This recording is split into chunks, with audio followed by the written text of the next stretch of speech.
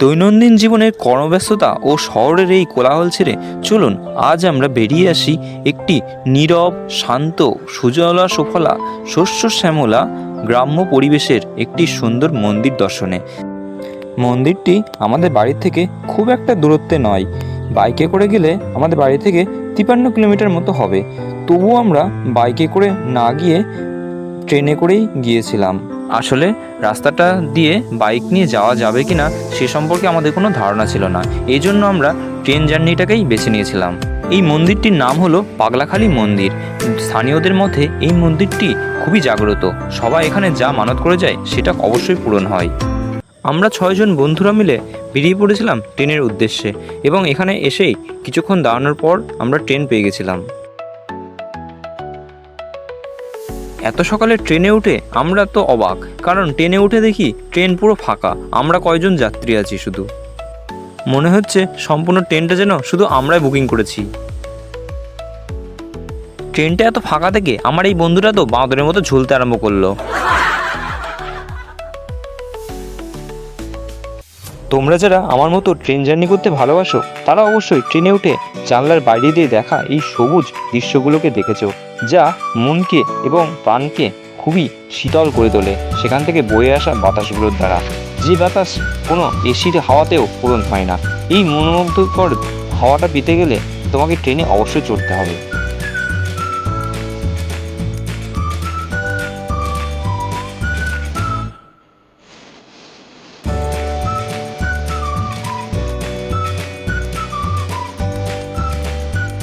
এইভাবে ধীরে ধীরে একের পর এক প্ল্যাটফর্ম পার করে অবশেষে আমরা পৌঁছলাম আমাদের গন্তব্যস্থানে। তো আমরা নেমেছিলাম আমাদের সেই ট্রেনে ঝুলতে ঝুলতে আসা সুজয় বন্ধুর বাড়ি হরিশনগর হল্ট স্টেশনে। তো স্টেশনে আসা মাত্রই আমার সব বন্ধুরা আগেই সেলফি তুলতে, ফটো তুলতে ব্যস্ত হয়ে পড়লো, আর আমি আমার বন্ধুদের এই কোথায় কি যাওয়া হবে সেই প্ল্যান সম্পর্কেই বিস্তারিত দেখছিলাম এবং তাদের মুখের সামনে গিয়ে ক্যামেরা ধরছিলাম, তাদের সুন্দর সুন্দর মুখগুলোর ভালো করে ফুটেজ নেওয়ার জন্য। সুজয় বন্ধুর বাড়িতে এসে রাজদীপ বন্ধু তো খাট দেখেই শুয়ে পড়লো, কারণ ওর নাকি খাট দেখলে শুতে ইচ্ছা করে। এর পর মুহূর্তেই আমরা সুজয় বন্ধুর বাড়ি থেকে অটো করে বেরিয়ে পড়লাম পাগলাখালী মন্দিরের উদ্দেশ্যে। আর অটো থেকে দেখা গেল সেই ভারত ও বাংলাদেশের বিখ্যাত বর্ডারটি। এই বর্ডারটি পেরোলেই দেখা যাবে সেই বাংলাদেশ। সেখানকার স্থানীয় মানুষদের কাছে জিজ্ঞাসা করে জানতে পারলাম এই বর্ডারের ওপারে যেখানে ভারতীয়দের কিছু জমি জায়গা আছে সেগুলো চাষ করতে যাওয়ার জন্য সেখানকার কৃষকদের আধার কার্ড বিএসএফদের কাছে জমা দিয়ে চাষ করতে হয়। আর এই যে এই নদীটি হলো ভারত ও বাংলাদেশের মধ্যে দিয়ে বয়ে চলা মাথাভাঙা নদী। নদীটির জলরাশি স্রোতহীন হওয়ায় নদীটিতে কচুরিপানায় বোঝাই হয়ে নদীটি অপরিষ্কার করে তুলেছে। আর এটি হলো একটি সুন্দর বিএসএফ ক্যাম্প, যেখানে বিএসএফরা থেকে আমাদের দেশকে দিনরাত বাইরের শত্রুদের হাত থেকে রক্ষা করছে।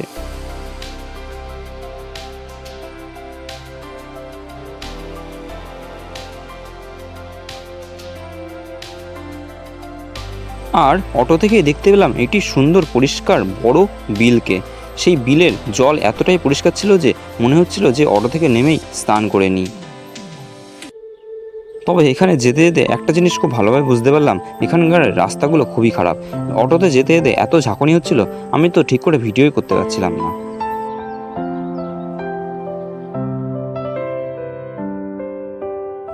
এরপরে আমরা দেখতে পেলাম একটি বড় বিল, যেটি কচুরিপানা দ্বারা এত পরিমাণে ঠাসা ছিল যেন দেখে মনে হচ্ছিল এটি সবুজ একটি মাঠ, কিন্তু আসলে এটি একটি গভীর বড় জলাশয়। এরপরে আমরা অটো থেকে দেখতে পেলাম চারিদিকের খোলা মাঠের সোনালি ধান, যা একটি গ্রাম বাংলার সবথেকে বড় পরিচয়। এরপর আমরা দূর থেকে একটা জিনিস দেখে অবাক হয়ে গেছিলাম। আমরা দেখছি একটি নৌকা ডাঙায় চলছে, ও তারপর কাছে এসে দেখলাম না, সেটা মোটর ভ্যানের উপরে করে যাচ্ছে। অটো থেকে নামার পর আমরা সিদ্ধান্ত নিলাম যে ডাঙায় চলা নৌকাতে তো আমরা উঠতে পারলাম না, তাই জলে চলা নৌকাতেই আমরা উঠে আমাদের শখটা পূরণ করে নেব।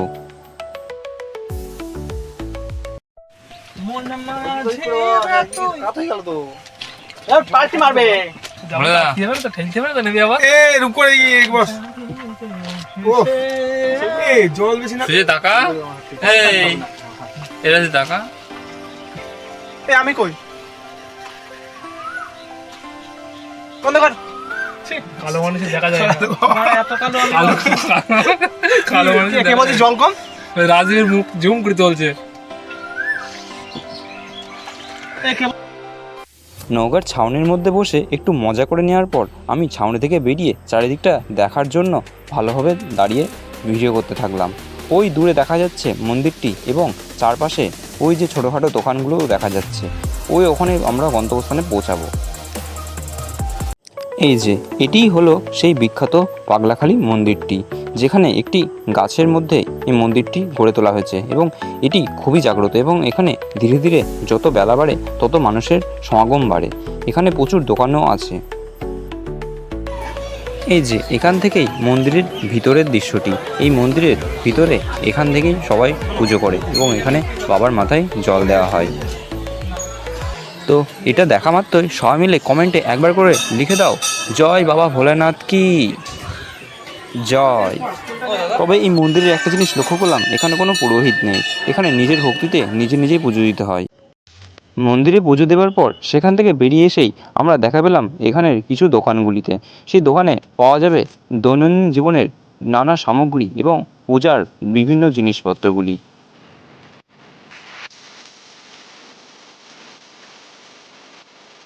এরপর আমরা সেখানে কিছু ছবি তোলার পর করে নিয়েছিলাম কচুরির সাথে পেট পূজা। এরপরেই আমরা বাড়ি রওনা দেওয়ার পথে নৌকাপথে না ফিরে চলে আসলাম একটি সুন্দর মুহূর্তের সাক্ষী হতে, পাশের ব্রিজ দিয়ে পথে ফেরার জন্য। বাঙালি বাঁশ দিয়ে পারে না এমন কিছু হতে পারে কি? দেখো এখানে মস্ত বড় একটি ব্রিজ তৈরি করে দিয়েছে বাঁশ দিয়ে। এই বাঁশ দিয়ে ব্রিজের ওপর দিয়ে এমন শুধু কি মানুষ যাচ্ছে এমনটা নয়, মানুষের সাথে সাথে এখান দিয়ে অনেকে বাইকও নিয়ে যাচ্ছে, তবে সেটা চালিয়ে নয়, হেঁটে হেঁটে। এরপর সুজয়টা আমাদের এত পরিমাণে খাইয়ে দিয়েছিল যে আমরা সেখান থেকে খেয়ে নিয়ে আর নড়তে পারিনি, তাই সেখানে একটু ঘুম দিয়ে নিয়ে তারপর বাড়ি ফিরে এসেছিলাম। তো এইভাবে কিছু আনন্দের মুহূর্তের মধ্যে দিয়ে আমাদের যাত্রাটা শেষ হয়েছিল।